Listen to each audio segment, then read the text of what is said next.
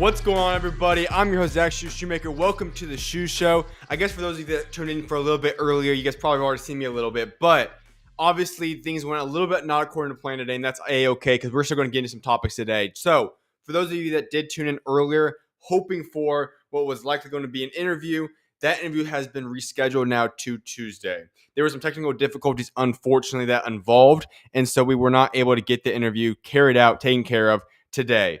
That does not mean it's not going to happen, though, because on Tuesday, as I said, it's going to be 11 a.m. Mountain Standard Time. Tony Sims will be hopping on the show. Hopefully, we get everything settled this weekend and figure it out so that it does not happen again. But appreciate Tony Sims for coming on earlier in the show. But yes, like I said, Tuesday, 11 a.m. Mountain Standard Time. Tony Sims will be on the show. We'll get that interview in. You guys are not going to want to miss that one. With that being said, there's time to get into some boxing topics because since I was last on air and actually had a real show, there have been quite a few things that happened in the boxing world. With that being said, there's time to get into some different topics to outline for you guys.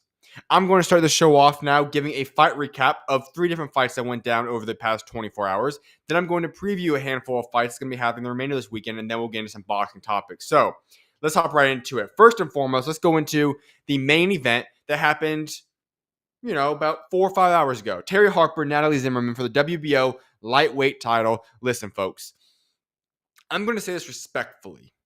In the nicest way possible, Natalie Zimmermann did not belong in that ring with Terry Harper.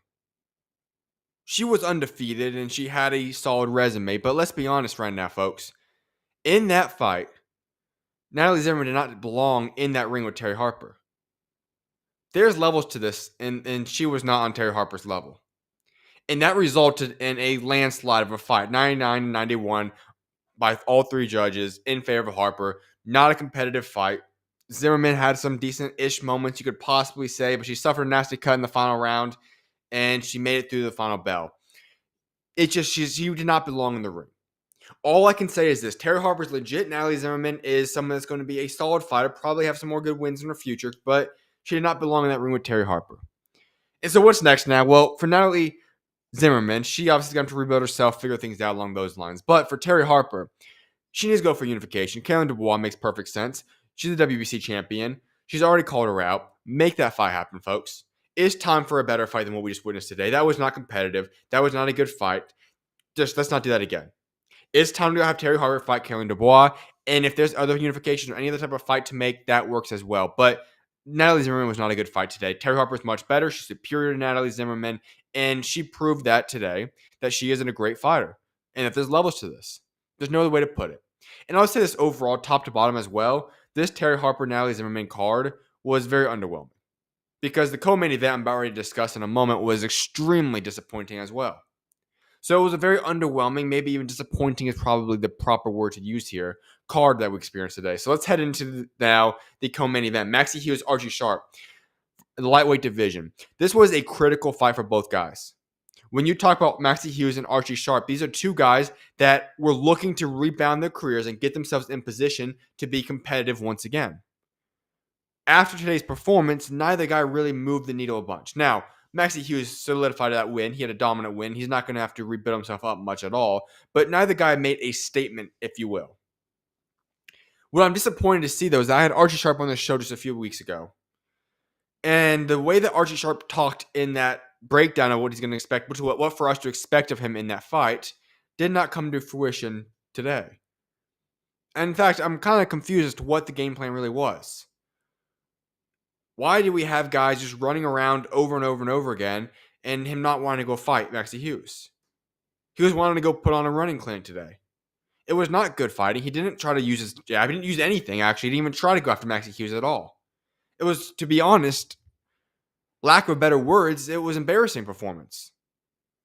And for Maxie Hughes, could he have possibly done things a little bit better? Maybe made a bigger statement? Maybe, sure. But he did hurt Archie Sharp once or twice in the fight. But overall, Archie Sharp wanted to go out there and run the entire fight. And it's very disappointing to see that. Archie Sharp was moving up to 135 pounds. It looked like it was going to be the weight class that made a lot more sense for him. And it could have elevated himself back into contention once again. But he decides to go out there and just run. And I don't understand why that was the game plan that they had put in place for this fight. It made no sense to me. Because now, here's the problem for him. When you go out there and you have a fight the way that Archie Sharp fought tonight, not only did you take a loss, but now on the backside of that for Archie Sharp, you're now put in a position where fans don't want to watch you. Because of the fact that you went out there and you wanted to run around, you didn't want to engage to any extent. You were just trying to make sure you did not hurt him. You didn't get hurt either. And you resulted in the fact where people don't even want to watch you now. And so now you've now added a loss into your loss column on top of the fact that you've now disappointed a lot of fans and are no longer a fan-appealing fighter right now. That's not a good day for you at the office.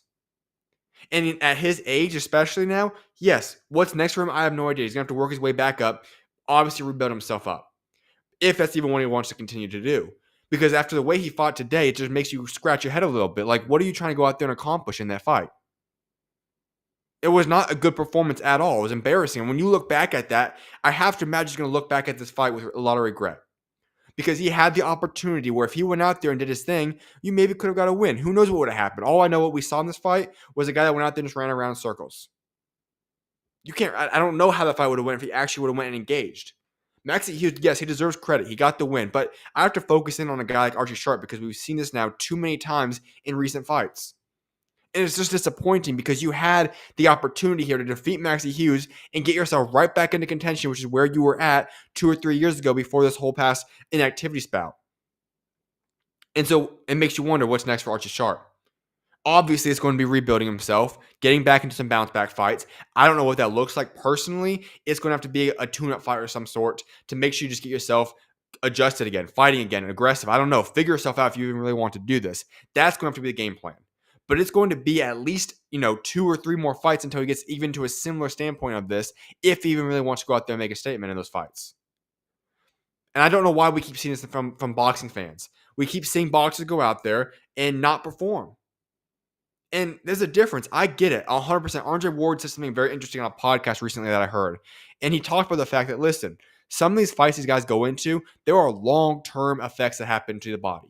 We know this. It's a dangerous sport. You don't play boxing. You are a fighter, and you go out there and you have to fight. But at the same time, there is a difference between the likes of what a Floyd Mayweather, an Andre Ward, might I even add a Shakur Stevenson, those type of guys that are not just out there always running. Now, don't get me wrong, there were situations, instances of that, but I mean what we've been seeing recently. The Devin Haney that we saw in Times Square, the Ryan Garcia doing whatever the heck he did in that night, the Canelo Alvarez, William Skull debacle, and now we see a guy like Archie Sharp, and this list goes on. There's a little bit of a difference. That's not good defense. That is not elite ring awareness. That's none of those things. What we saw today in Archie Sharp and what we see in some of these other fighters is a lack of desire to even get involved in what boxing is. When you step in that ring, I'm not saying you have to go out there, Japanese and Mexican style, get in the thick of things and get beat up hard and go through a brutal fight. I'm not requesting that for every single fighter. Yes, that's entertaining to watch. Of course, seeing what Conor Benn and Chris Eubank Jr. did and those type of guys do. Yes, those are incredible fights. But I'm at least saying that you're going to step in that ring and you have to fight. You're going to get hurt. You're going to get touched up some. Now, if you have great defense, maybe that doesn't happen to yourself, but you're going to get hit. This is boxing. Your game plan cannot be to go run around in circles for the entirety of a fight and expect to win a fight or even gain fans. And I don't know what this game plan is that trainers and coaches are trying to implement into their fighter to say, you know what? Let's go out there and just put on a display and just go through 12, 10 rounds, whatever your fight distance is. Listen, when we look at this, I know some people don't like Conor Benn, but let's be 100% honest right now. When Conor Benn fought Chris Eubank Jr., Conor Benn gave it his all. He put on what is going to be the fight of the year, maybe the fight of the decade. That's what Conor Benn did. And Chris Eubank Jr. obviously was phenomenal. He deserved that win. He got that win. But still, when we look at Conor Benn, even though he lost that fight, everybody gained some respect for him. Everybody looks at him and now his name is much larger, much bigger, even though he had that loss. Because people look at what he did in that ring, what he laid down in that ring, and how much of effort he put into that fight. He laid it all out there, and for that, people respect him. And he's going to have many other big fight opportunities, whether that be the rematch with Chris Eubank Jr. or that be big fights at 147, 152, or 154, whatever the case may be. When you look at a guy like Archie Sharp and we just witnessed today, that's not going to put you in position for any of those things, because nobody wants to watch that. People that are your fans, and there's lots of Archie Sharp fans. He had a great run, 4 or 5 years ago before the inactivity spout. That's not going to be the performance that gets you back to where you want to be at again. And so whoever came up with that game plan and thought that was a good idea for today, it was a horrible idea. And there's no way that as they're rewatching this fight right now, tomorrow, in the next coming days, that they're not going to drastically regret what just happened. Because Archie Sharp is at a certain age and point in his career where you can't be having these type of performances and still reach the levels in which you want to reach in your careers. Disappointing.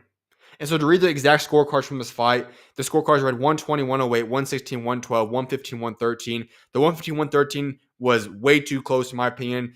I think the 116, 112 was probably the most accurate fight card scorecard there, but regardless of what it was, Maxie Hughes won the fight. Doesn't really matter. All three had it in favor of Maxie Hughes. That's fine with me. It is what it is. Hughes got the win. He deserved it.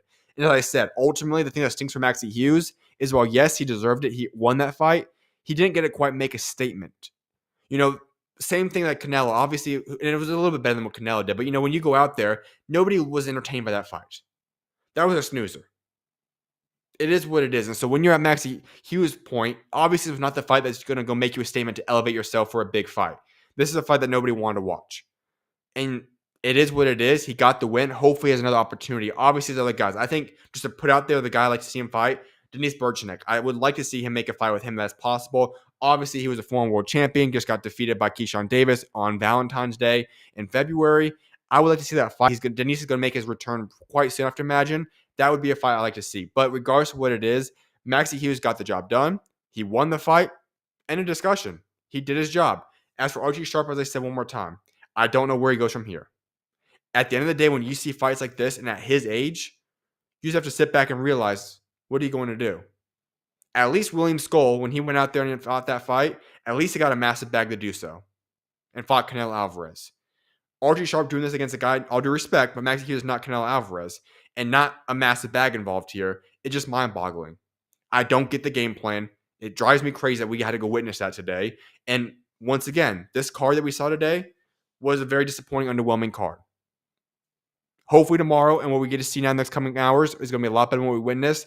But yes, the Zimmermann Harper card was not a good card overall today. There was another fight that happened earlier today. Luka Plantic, who was ranked number 4 at the 168 super middleweight division. He also holds a WBC International super middleweight title, and he would be in position to possibly go out there and fight Canelo Alvarez next year. He's in the rumors and discussions for that May fight next year. He's one of the guys in favor and running up for that. He fought today against the young Bruno Acosta for the WBC International super middleweight title. Plantic won by scorecards of 97-93 on 2 of them and 98-92 on the other one. Here's what I'm going to say about this fight.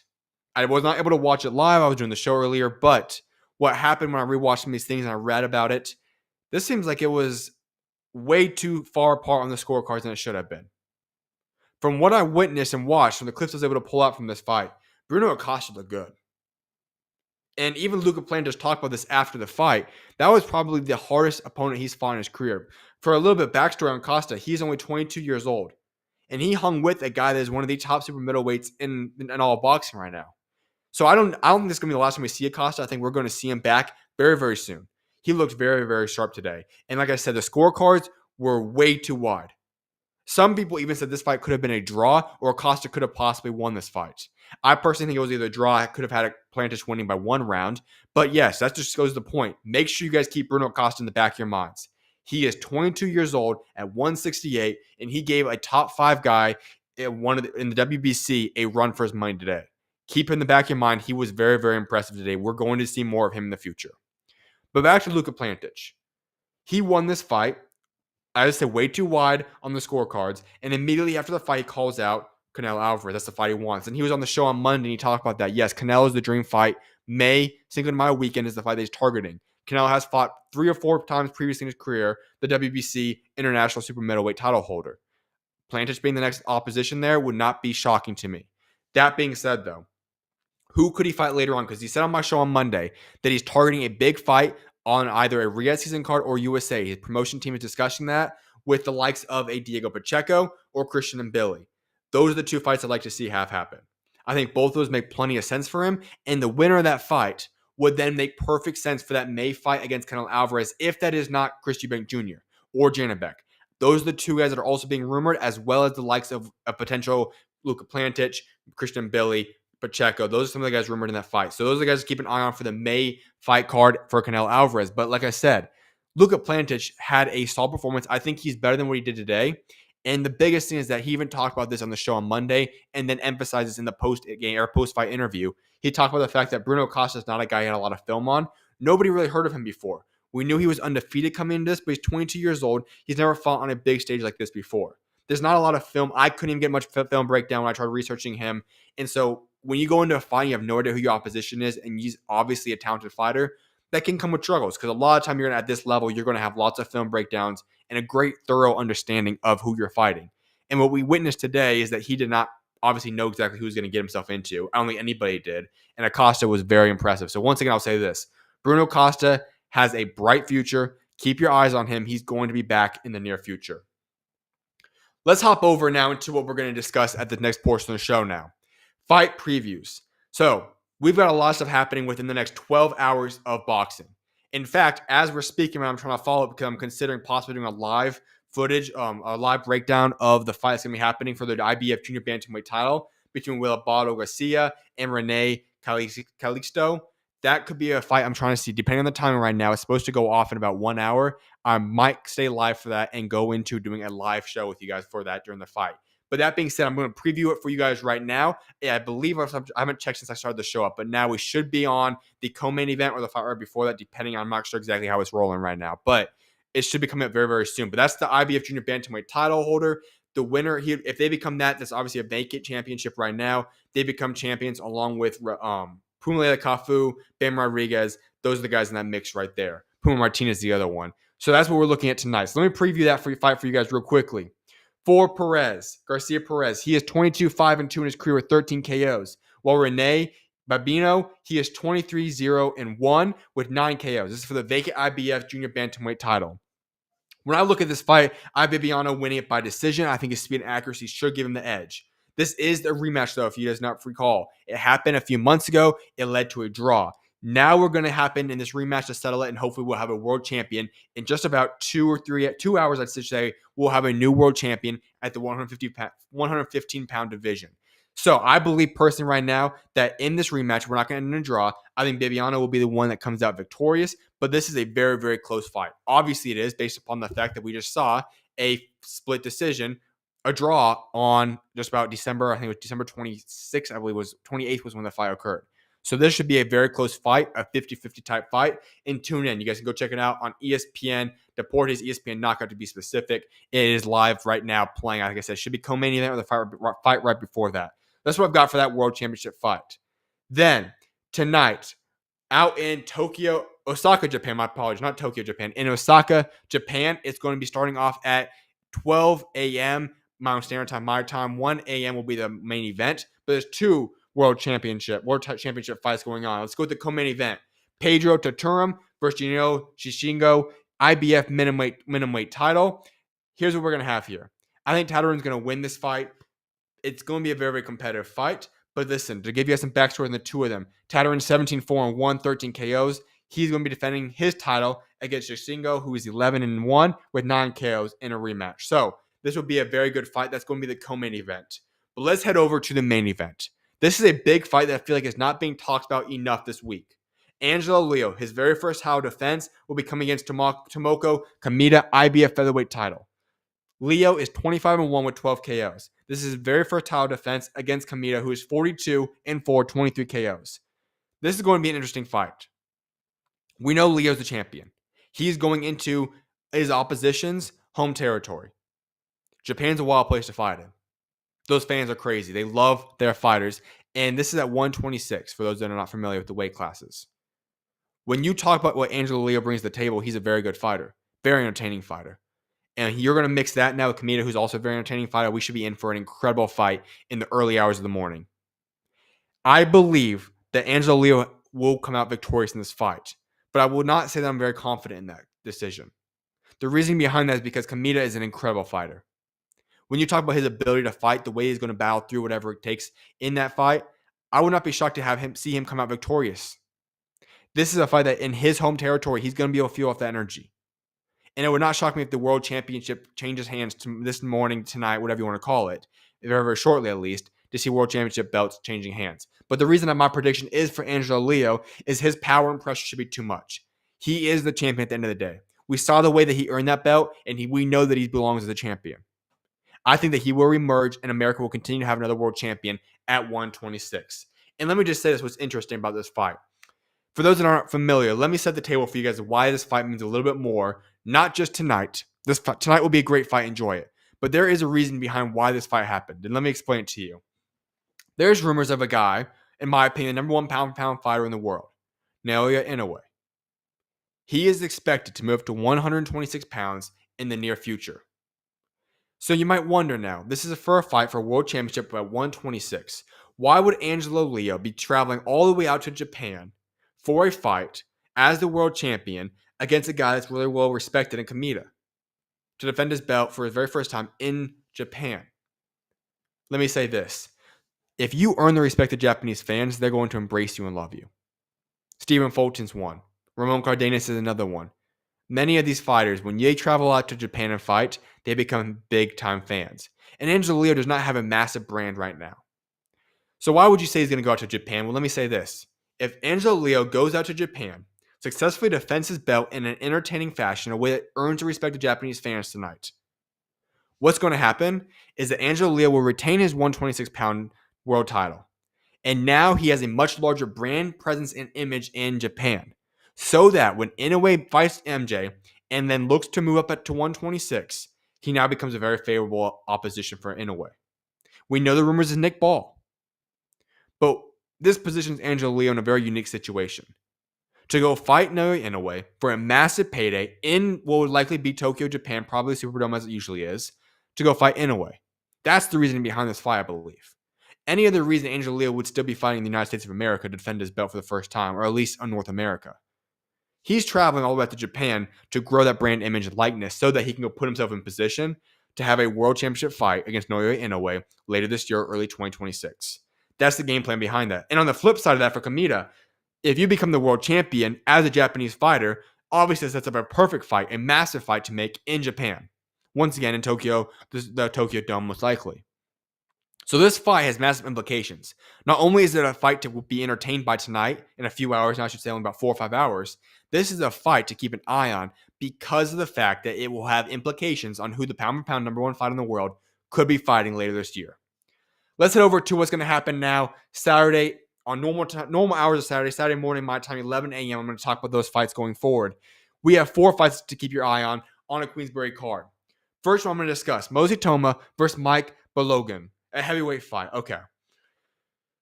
I think I could ask you guys this question very easily, and I think you guys all know the answer. Who's going to win this fight tomorrow? Mosey Toma. You know, let's be honest right now. Mosey Toma is the number one prospect in all boxing right now.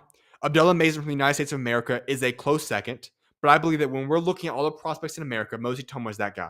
When we talk about who is the next great, not only heavyweight fighter, the next great boxer of this next generation, it is believed, in my opinion, to be Mosey Toma.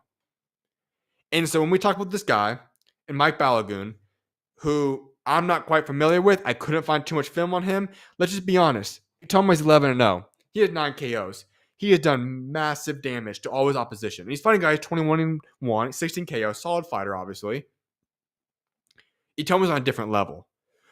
I've heard multiple people, whether that be Andy Clark, come on the show and talk about him. I've had many other trainers and coaches come on and talk about Itoma. George Ladardi even gave high praise to him when he came on the show and talked about British boxing. People are talking about Mosey Toma with the mindset that this kid has a chance to become a world champion at the age of 19. He'll be 20 years old by the end of this year. To be 20-year-old world champion at heavyweight. That'd be the youngest ever. Let me just pause and let that sink in for a little bit. He has a chance to break that record. Now, will it happen? I'm not sure. There's people that talk about the fact that they believe he'll beat Daniel Dubois right now. There's people that think he'll even be competitive with Usyk this year. Now, I'm not the one saying that part. I think he can be competitive with Dubois. I'm not sure about Usyk. I think Usyk's on a different level at the heavyweight division right now. But that's how high people are on Mosey Toma. That right now this kid has a chance to go fight those type of guys. And yet he's fighting Mike Balogun. So let me just set the table for you now that you understand who he is. This will be an easy victory for Mosey Toma tomorrow. He's going to come out victorious, and it will continue to propel him into one of the top prospects in all boxing. I'm confident in saying this, that he is the best prospect in boxing right now, and that he is a future world champion. Maybe sooner rather than later. And for the next 15, 20 years maybe even, he's going to be a dominant force and presence in the heavyweight division. And so for those of you that have not seen him go fight, he'll be fighting tomorrow, 11 a.m. my time, Mountain Standard Time. You're not going to want to miss him. He is phenomenal. And odds are it's going to be a very, very short fight. 2, 3, 4 rounds, easy KO victory, and move on to the next guy. Let's go up to Alois Jr. versus Davey Jamieson. Great build-up fight. These two guys really got after it this weekend at the press conferences. Here's what I've got. I think Jr. is going to win by KO. Jr. has a great presence with the microphone. And he really hyped up this fight to be a lot bigger than it probably should be. But to give a little backstory between them, Jr. is 9-1, 8 KOs. Jamieson is 13-3 10 KOs. This is for the vacant Commonwealth Cruiserweight title. I have Alois Jr. winning this fight. I am very actually high on him. I think he's going to be a prominent in the Cruiserweight division. Not right now. In a little bit. I think he's going to make a presence on the domestic scene first. And then he could possibly work his way into the world scene in a year or so. Maybe 18 months.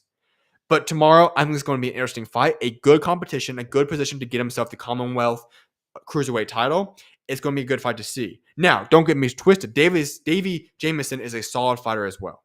He does have talent. He is a good fighter. Obviously, he has 10 KOs in his career, 13-3 record. But I do have Alois Jr. coming out victorious in that fight.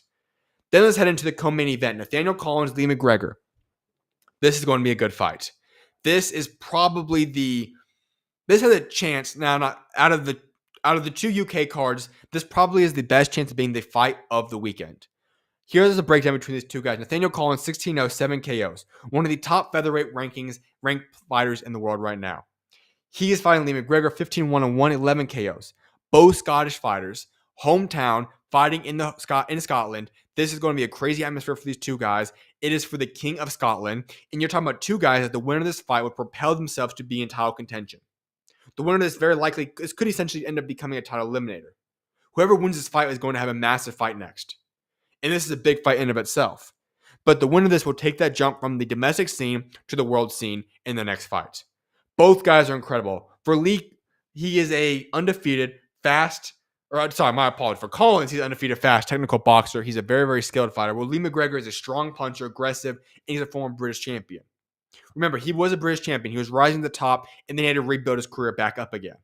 He got himself into this position by beating Isaac Lowe last year in the Riyadh season card, and now he's in position to possibly continue this hot work streak and put himself in position to be back on the world scene. If I look at this fight, it is as 50-50 as it gets. You're talking about two guys where whose style will work out best. Styles make fights. I think this should make for a great fight tomorrow. If I were to make my prediction right now, I do see Lee McGregor pulling off the victory. Part of me wants to say Nathaniel Collins definitely has a path to victory. I think he could come out victorious, but I'm going to go with Lee McGregor. Here's the thing. Now, I didn't get to hear from Nathaniel Collins, but Lee McGregor was on the show the day after Easter Sunday. And when you talk about the ways that he learned from when he was broken down, he'd had his loss, had to rebuild himself back up. The things he's learned, the way he's grown, the mental locked-in mindset of that he's in currently. I can't help but think about the way that you take that mindset, the way he seemed very, very locked in. All the press conference interviews he's been doing over this past week continue to confirm that statement I just made. I believe that the Lee McGregor we're going to see against Nathaniel Collins will be the best version of Lee McGregor that we have seen yet. His mindset is locked in. He's already been knocked down. He's worked his way back up, and he doesn't want to go back to that place he was at once again. As for Nathaniel Collins, he's never experienced that loss before. I don't know if he has the same hunger that Lee McGregor has. I'm not saying Nathaniel Collins doesn't have a hunger about him. What I'm saying is that Lee McGregor knows he doesn't want to get back to where he had to go back to again. He wants to hold this position. He's been knocked down. He doesn't want to go back there again. So he has a little bit different mindset about this fight. Now, don't get this twisted. As I said, 50-50 fight. This could go either way. But if I were to make my prediction, I have Lee McGregor coming out victorious tomorrow. And for the main event, Josh Taylor versus Echo.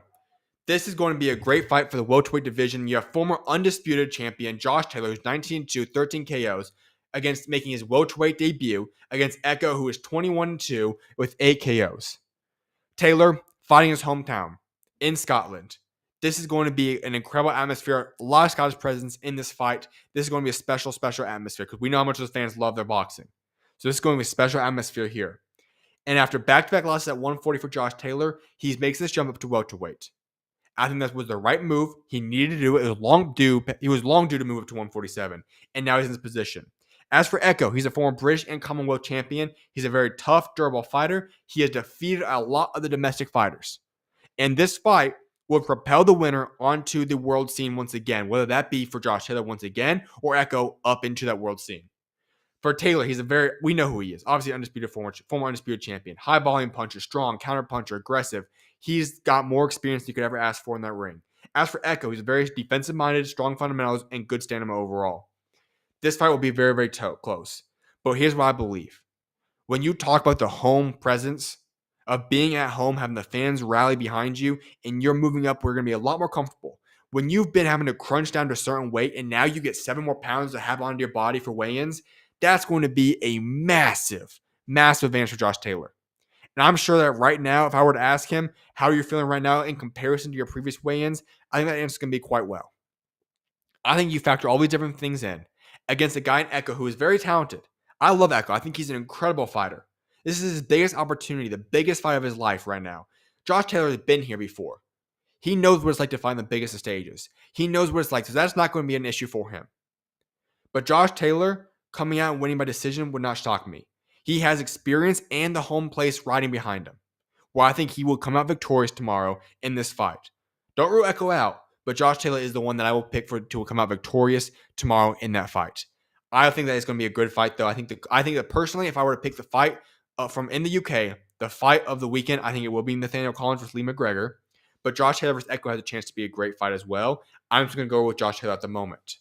For all of you guys that are tuning in to this live view, you guys can go check it out. You guys can go comment if you guys have any questions or things you guys want to talk about as well. I'm more than happy to go answer that. We'll get into some of those topics as well. I'm going to go on a short break, and I'm going to get into some boxing news, and then possibly I'll decide, depending on if I can get set up on time and see where the fights are at, I could do the live footage or live fight with you guys for the World Championship fight should be starting. So I'm going to go on a quick break, see where that fight's at, and I'll see you guys shortly.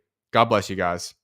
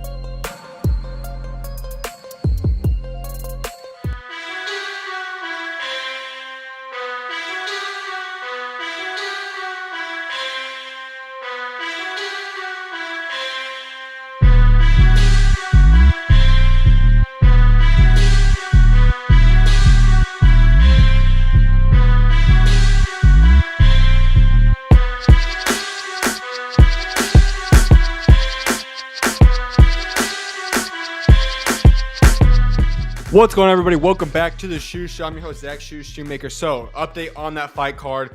It is currently round one of the third out, so we still have the co-main event and main event. So I'm not quite sure if we'll get to doing the main event live. But right now, it's Romero versus Rayosa, so we'll see what happens there. But it's just some of the topics I want to get into. Just another side note, for those of you that want to comment and tune in and ask questions, make sure to leave them in the comment section, and I'll address them in between different segments of the show.